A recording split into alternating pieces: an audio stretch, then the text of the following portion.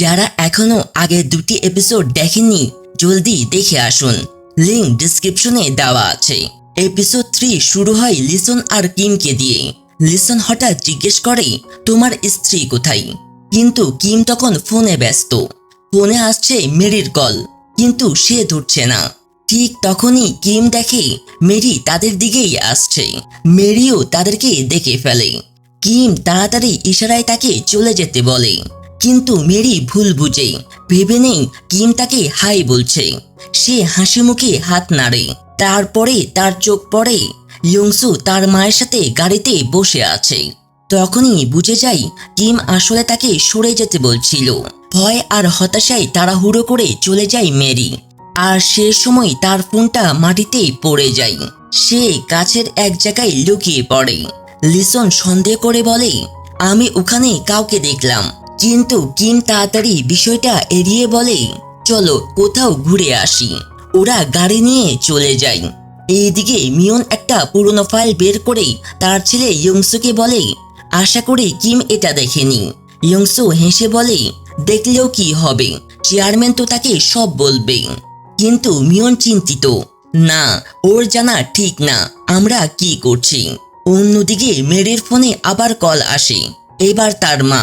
কিন্তু তখনই দেখে ইয়ংসুদের গাড়ি তার দিকে আসছে। ভয় পেয়ে ফোন ফেলে দেয়। ঠিক সেই সময় মিয়ন আর ইয়ংসু ওই রাস্তায় আসে। মিয়ন বলে, এই যে একটা ফোন বাজছে, এটা তোমার? ইয়ংসু মাথা নাড়ে, না, আমার না। তারা গাড়ি থামিয়ে ফোনটা তুলে দেখে কল কেটে গেছে। মিয়ন চারপাশে তাকায়। একটা কুকুর আশ্রয় কেন্দ্র দেখতে পায়। ঠিক তখনই আশ্রয় কেন্দ্রের ভিতর থেকে মেরি বেরিয়ে আসে।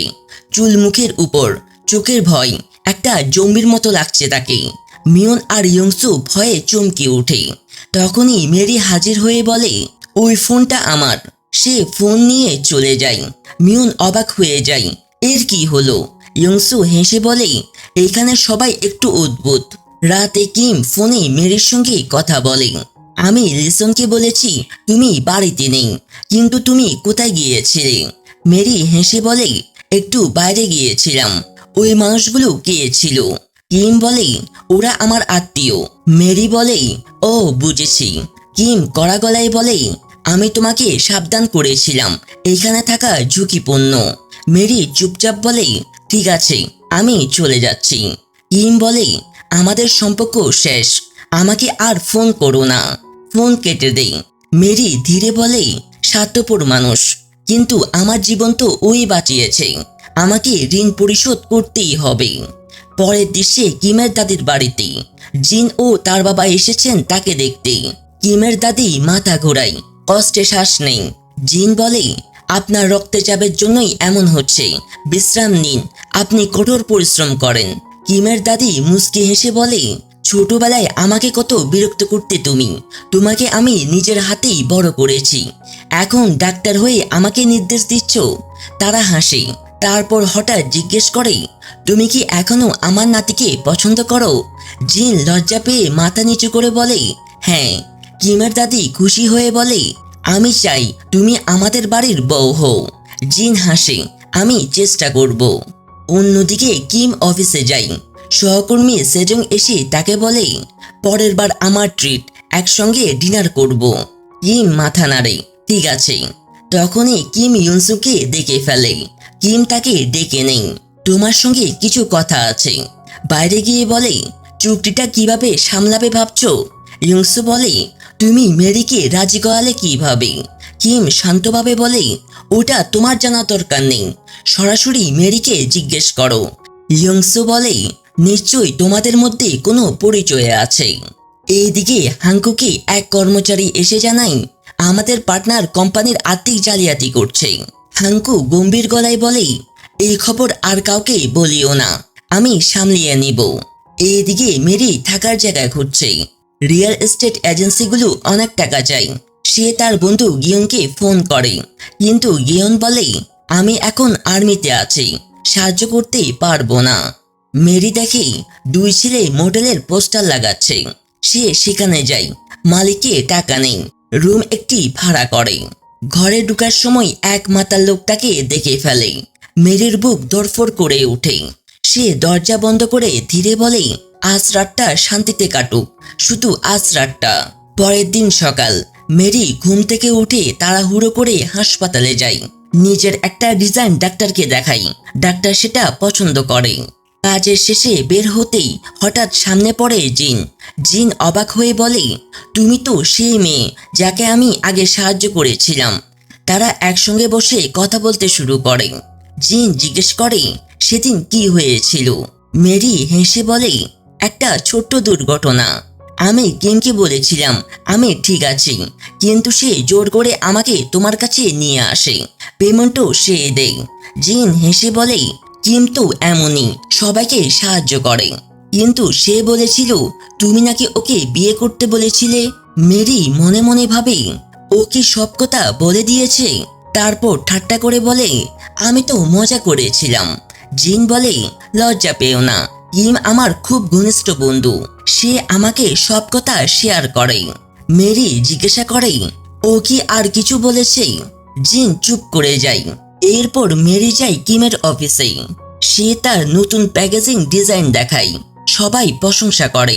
কর্মচারীরা বলে, তুমি আমাদের সঙ্গে ডিনারে চলো। রেস্টুরেন্টে বসে সবাই গল্প করছে। সেজং হঠাৎ জিজ্ঞেস করে, কিম তোমার কোনো গার্লফ্রেন্ড আছে?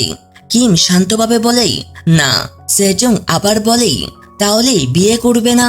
কিম বলে, এই মুহূর্তে দরকার মনে করি না। কথা ঘুরে যায় এক সহকর্মী বিয়ে আর লটারির প্রসঙ্গে। কেউ বলে, যে 50 লাখ টাকার টাউন জিতেছে তার নামটা শোনো।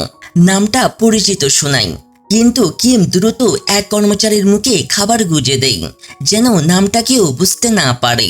তারা সেই আর্টিকেলের কথা বলছে যেখানে মেরি আর কিম লটারি জিতেছিল। মেরি তখন নেশা অবস্থায় বাথরুমে যায়। ফিরে এসে বিল দিতে চাই, কিন্তু কার্ডে টাকা নেই। কিম বিল দেয়। সহকর্মী জিজ্ঞেস করে, তুমি কেন বিল দিলে? কিম বলে, এটা আমাদেরই দায়িত্ব ছিল। রেস্তোরাঁ থেকে বেরিয়ে কিম বলে, চলো আমি তোমাকে বাড়ি পৌঁছে দিই। মেরি নেশার ঘরে রাজি হয়ে যায়। গাড়িতে সে বলে, জিন তোমাকে কি বলেছে জানো? কিম অবাক হয়ে তাকায়। মেরি বলে, তোমার পেটে কোনো কথা থাকে না। কিম কিছুই বলতে যাবে, এর আগেই মেরি ঘুমিয়ে পড়ে। কিম তাকে নিয়ে যায় তার মোটেলে।